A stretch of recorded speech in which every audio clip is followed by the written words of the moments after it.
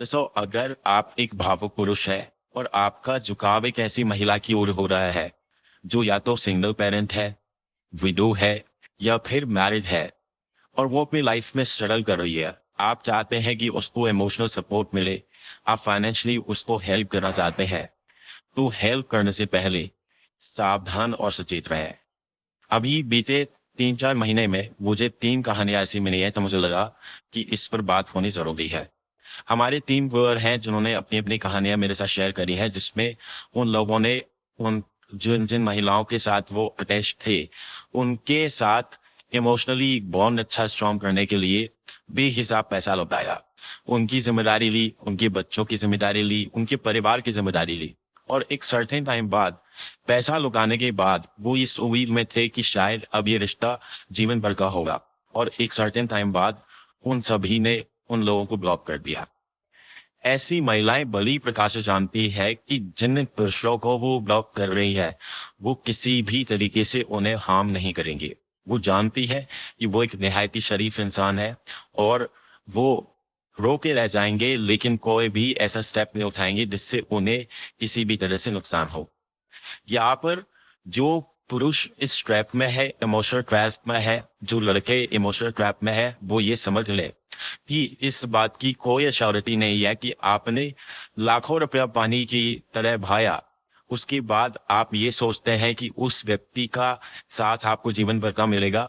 उसकी कोई गारंटी नहीं है, क्योंकि आज के कलयुग में हमें सीखने की जरूरत है कि जिन रिश्तों में 7 फेरों के बाद लड़कियां तमाम तरह के एलिगेशंस लगा के चली जाती है, जहां वो 70% की दावेदारी रखती है, तो ऐसे रिश्ते जो सिर्फ नाम से बने हैं, जो मुंह से बने हैं, वो कब तक साथ निभाएंगे? इसे सोचने की जरूरत है। और आप अपनी खुशी से जो करना चाहें, जो पैसा लुटाना चाहें, लुटाए, लेकिन इस उम्मीद से न रहे, इस भ्रम में न रहे कि अगर मैंने पैसा खर्च किया है तो वो साथ मुझे आजीवन मिलेगा। अब जो लोग ये कर चुके हैं और वहां वो स्टक है और वो अब आगे नहीं बढ़ पा रहे हैं, थला सा महसूस कर रहे हैं, उनको ये लगता है कि मैं तो लुट गया, मैं बर्बाद हो गया, मुझे थला ठग लिया गया। तो यहाँ ये समझना बहुत जरूरी है कि आध्यात्म में ये बताया जाता है कि कुछ भी अकारण नहीं हो रहा है, और जो हमसे कुछ लेके गया है तो उसका हमारा पहला कुछ लेन देन है, इसलिए वो गया है। वरना करोड़ों की आबादी में वो ही व्यक्ति हमसे क्यों टकराया?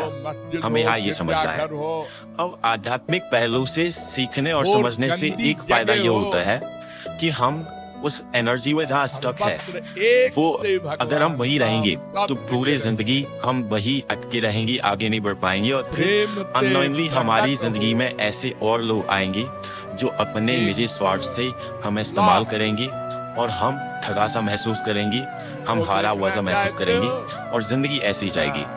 तो अब यहाँ सीखना क्या है?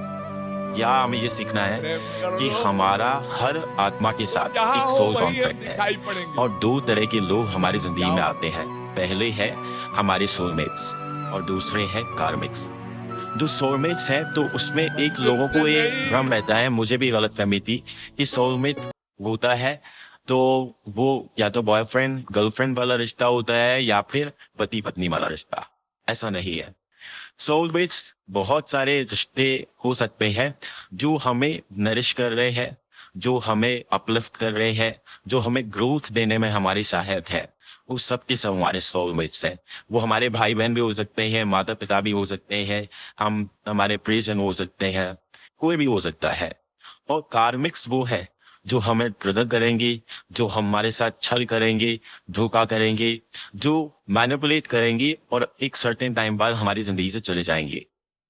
वहाँ हमें पूरे बद्दुआ नहीं देनी है, वहाँ हमें कोई रिवेंज नहीं रखना है, कि प्रतिशोध नहीं रखना है। अगर हम प्रतिशोध रखेंगे तो इस जन्म को तो खराब करेंगे ही करेंगे, आगे का भी जन्म हम उनके साथ कैरी फॉरवर्ड कर लेंगे और फिर वो किसी और रूप में मिलेंगे।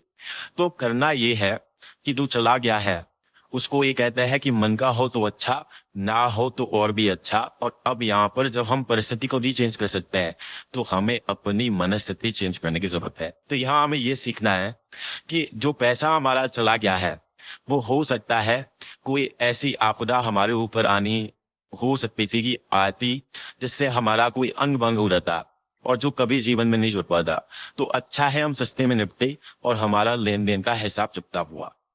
हम जब इस भाव से उसे छोड़ देते हैं, उसको उसकी कर्म पे छोड़ देते हैं, तो फिर हम आगे बढ़ पाते हैं। यहाँ एक बात समझने की जरूरत है कि कोई भी वफादार महिला पैसे का लेन देन रखेगी नहीं।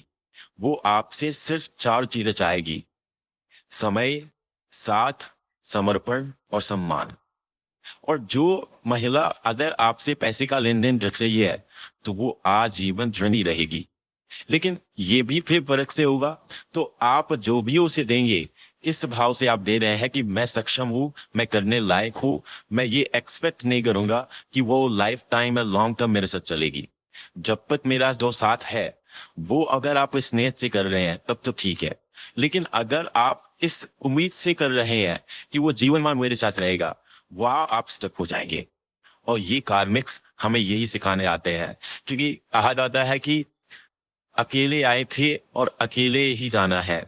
लेकिन इसके बीच जो ये जर्नी है, लाइफ जर्नी है, उसमें अकेले रहना हमें सीखना है। और ये कार्मिक्स हमें यही सिखाने आए हैं। दोस्तों, ये जो आप लोगों को ज्ञान लग रहा होगा, ये सब मैंने अनुभव किया है। मेरी भी लाइफ में बहुत सारे ऐसे कार्मिक्स थे, लेकिन मैं संकल्पबद्ध थी 2011 से, जब से मेरी स्पिरिचुअल जर्नी स्टार्ट हुई।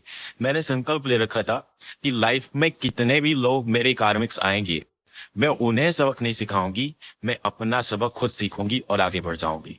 और आज ईश्वर की कृपा से वो सारे लेसन्स जो मुझे सीखने थे, मैंने सीख लिए हैं। और यही एक रीजन है कि आज इतने आत्मविश्वास के साथ आपसे जुड़कर अपने मन की बात कह पाती हूँ, अपना अनुभव आपके साथ शेयर कर सकती हूँ। तो यहाँ सीखने वाली बात यह है, जो हो चुका है उसमें अटकना नहीं है, हमें अपना लेसन सीखना है। और लेसन हमारा ये है कि हमारा कार्मिक अकाउंट उससे रिजॉल्व हो चुका है, जो लेन देन था वो हिसाब किताब चुकता हो गया है। और वो हमें ये सिखाने आया था कि अकेले आए हैं, अकेले जाना है और अकेले सीखना है। तो सेल्फ लव सीखना है और परमात्मा के संग रिश्ता पैदा करना है। तो उस व्यक्ति को बद्दुआ नहीं देनी है, उस व्यक्ति को ब्लेसिंग देनी है और आगे बढ़ना है और भक्ति से जुड़ना है और सेवा से जुड़ना है। जब हम सेवा और भक्ति से जुड़ते हैं तब हम एक फुलफिलमेंट वाली लाइफ को जी पाते हैं और जीवन में फिर सिर्फ और सिर्फ सच्चित आनंद होता है। इसलिए अपने जीवन से सीखें और आगे बढ़े। बहुत बहुत आभार। नमस्कार। जय श्री राम।